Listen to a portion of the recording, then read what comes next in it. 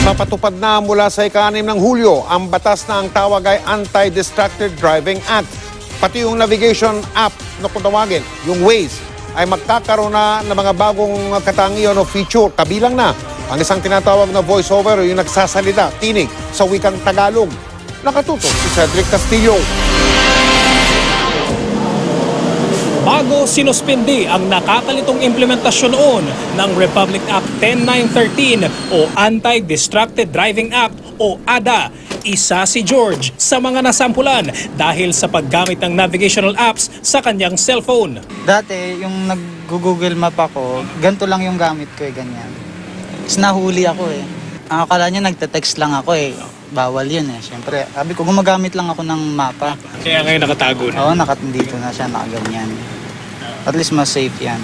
Ganun. Saka hindi kita? Hindi kita, siyempre. Sa darating na July 6, ipatutupad ng muli ang ADA na meron ng Revised Implementing Rules and Regulations o IRR. Sa ilalim ng IRR ng ADA, ang driver bawal pa ring tumawag o sumagot ng tawag gamit ang cellphone o iba pang gadget kung hindi gagamit ng hands-free o kaya'y Bluetooth device. Hindi rin pwedeng mag-type o magbasa ng text, manood, mag-internet o mag-social media o kaya'y mag-games gamit ang gadget. Para sa mga gagamit ng navigation apps, pwede nang ilagay sa ibabaw ng dashboard ang mga gadget o kahit idikit pa sa windshield. Basta hindi ito lalampas sa 4 inches ang taas mula sa ibabaw ng dashboard. Dapat din daw nakaset na sa app ang destinasyon bago pa umandar ang sasakyan. Most of the hands-free devices or yung cellphone mounts ay minamount sa dashboard or sa windshield. So naintindihan namin yun, nakinig kami sa mga inputs nila. Kaya we established that 4 inches na safe zone.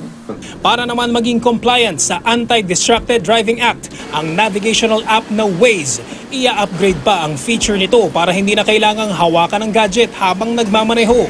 Now that there's the safe zone, you're able to dock your phone. So you're still able to see Waze navigate as long as it was within the 4 inches that's legally allowed. Because you can actually update your destination with voice commands. So that way you don't need to touch the phone at all. Bonus pa raw dyan ang ilulunsad na voice-over na magsasalita ng Tagalog. We're releasing a whole suite in Tagalog with both the voice navigation, which will include street names, as well as a Tagalog voice command. So we estimate that will come out sometime in the middle of July. Mula 5,000 hanggang 20,000 pesos ang multa sa paglabag sa RA 10913. Posible namang i-revoke ang lisensya ng isang driver kung mahuhuli siya ng lampas sa 3 beses. Paalalang muli ng implementing agencies ng batas nakahintuman dahil sa traffic lights, intersection o kahit pa naiipit sa traffic jam, hindi pa rin daw exempted sa Anti-Distracted Driving Law. Dapat daw itabi muna ang sasakyan, mag-full stop at saka gumamit ng mga gadget. Cedric Castillo, Nakatutok, 24 Oras.